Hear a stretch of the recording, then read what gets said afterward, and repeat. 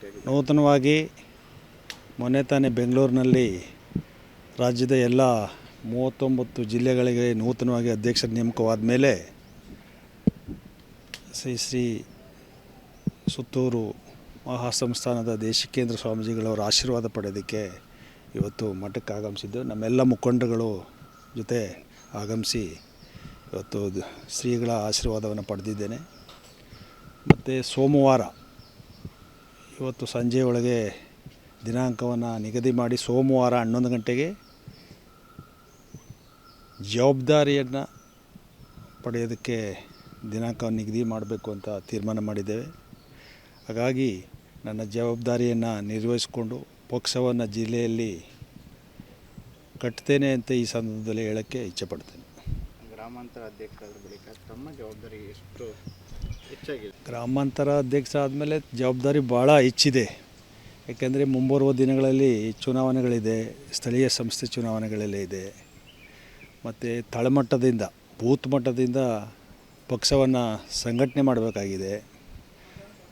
ಎಲ್ಲ ತಾಲೂಕುಗಳಿಗೆ ಮತ್ತು ಬೂತ್ ಮಟ್ಟದಲ್ಲಿ ಪ್ರವಾಸವನ್ನು ಮಾಡಿ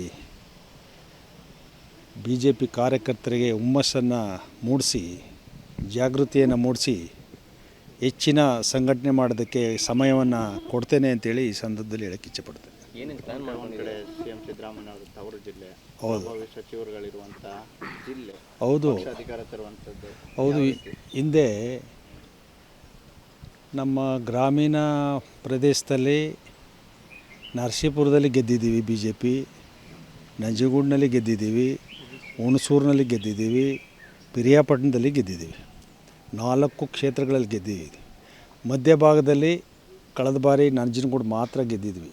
ನಾವು ಏನು ಹಿಂದೆ ಗೆದ್ದಿದ್ವಿ, ಈಗೇನು ವರ್ಣ ನರಸೀಪುರಕ್ಕೆ ಬರ್ತಾಯಿತ್ತು, ಆಗ ಅಲ್ಲೂ ಗೆದ್ದಿದ್ದೀವಿ.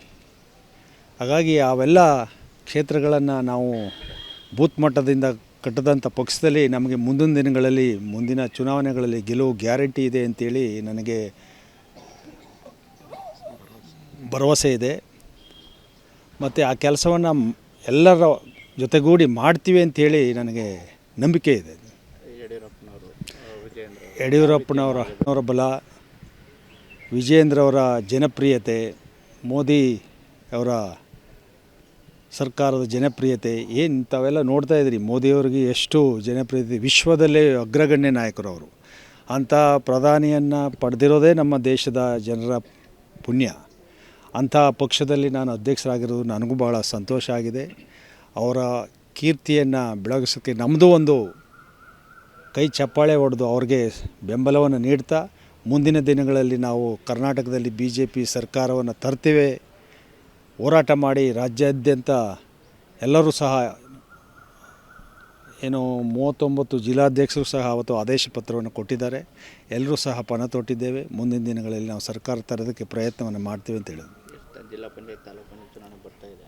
ಸುಬ್ಬಣ್ಣ ಅವರು ಏನಾದರೂ ಅದರ ಕ್ಷೇತ್ರವನ್ನು ಅದ್ರ ಬಗ್ಗೆ ಏನಿಲ್ಲ. ಈಗ ತಾನೇ ಅದೇ ಜವಾಬ್ದಾರಿ ತಗೊಳ್ಳೋನಿದ್ದೇನೆ. ಸೋಮವಾರ ಕೆಲಸ ಮಾಡ್ತೇನೆ.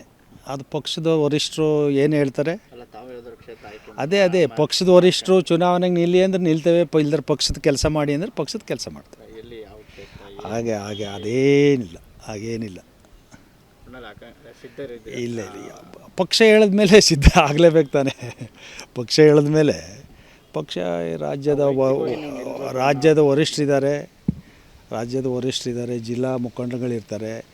ಯಾರು ಗೆಲ್ಲುವಂಥ ಅಭ್ಯರ್ಥಿಗಳಿದ್ದಾರೆ ಅಂಥವ್ರನ್ನ ಎಲ್ಲರೂ ಒಗ್ಗಟ್ಟಾಗಿ ಅಭ್ಯರ್ಥಿಗಳನ್ನು ಮಾಡ್ತಾರೆ. ಮುಂದಿನ ಸ್ಥಳೀಯ ಸಂಸ್ಥೆ ಚುನಾವಣೆಯಲ್ಲಿ ಅವ್ರಿಗೆ ನಾವು ಬೆಂಬಲವನ್ನು ಕೊಟ್ಕೊಂಡು ಮಾಡ್ತೇವೆ.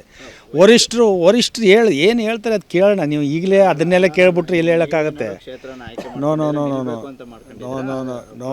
ಪಕ್ಷ ಈಗ ನನ್ನ ಮುಂದಿನ ಗುರಿ ಪಕ್ಷದ ಜವಾಬ್ದಾರಿ ಕೆಲಸ.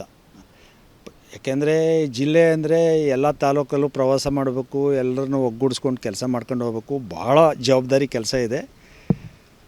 ಅದೆಲ್ಲ ಈಗ ಪಕ್ಷದವ್ರು ಏನು ಹೇಳ್ತಾರೆ ಅದನ್ನು ಕೆಲಸ ಮಾಡೋದೇ ನಮ್ಮ ಮೊದಲ ಆದ್ಯತೆ. ಓಕೆ, ಊಟ ಮಾಡಿ.